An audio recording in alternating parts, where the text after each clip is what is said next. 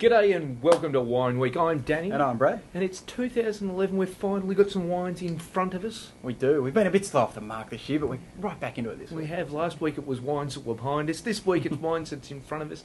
We still haven't got to the best dozen of 2010 yet. Stay tuned. We do have it up our sleeves. We've just been organising a few things in the background. So next week we think. Should be interesting. But hey, let's kick off with something that won't surprise anybody, a Riesling. Oh, shock horror. Yeah, there's a few people saying it's the summer of Riesling at the moment, a bit of a movement. This Taylor's Standard Riesling, gorgeous. 13 odd bucks. That's bargain. Great.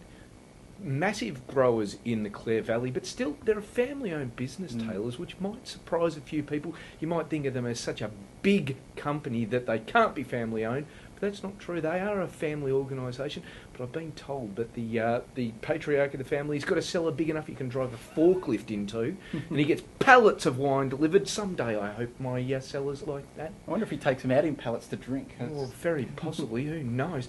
But certainly, if I had a cellar that big, I know I'd be having lots of this down there, because 13 bucks for a Riesling that's great value for money. You know, classic Clare Valley kind of sherbets, lime, bit steely. I love that in a Riesling, which is why I love so many of them. And that will last 5 years in a bottle, absolutely no problem whatsoever. Yeah, look, heaps of bargain Rieslings around, but this is probably one of the best. Yep, definitely. Right, to move to a wine, which is also, you've got to put this in the bargain category as well, because this we picked up for just under $20 a bottle, and this is the Coriol Sangiovese. Now, we have looked at this on the show probably a fair while back now, because Coriol were one of the pioneers in Australia when it came to the Sangiovese grape. So based in McLaren Vale, they decided way back in the 80s to plant some of this variety, which still these days, you see a lot more people doing it, but still, you know, it is considered one of the lesser known varieties. But look, this shows you what is everything great in a Sangiovese. I love it because this is a wine that you can match up very easily with food. It really is designed more as a food wine than some of our other more fruit-driven Australian styles with the Shiraz and those type of wines. But the Sangiovese, look, those in the know would know that there are some magnificent Tuscans out of Italy, which are made from the same grape. But the Aussie takes a little bit different. Coriol do a magnificent job. Under 20 bucks, you can't go wrong with this one. Yeah, ripper with a Napoli-style pizza, that one. Absolutely beautiful.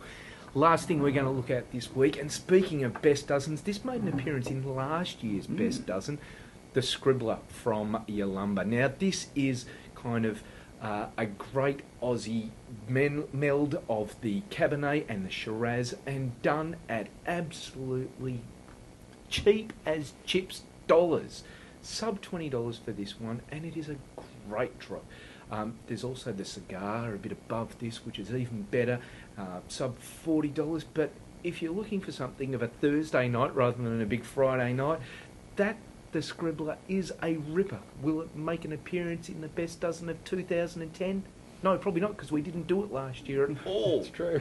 But what will we do next week? We'll find out. But that, if you can't wait, hook into that one, because that is a ripper. Yeah, look, I have seen this on special at $15, and at that price, it's pretty hard to beat. It is exceptionally hard to beat. Great blend, beautiful with lamb, beautiful with beef. Goes so well with so many things. Perfect for a barbie. Anyhow, that's it for this week on Wine Week. We'll see you all again next week. See you next week.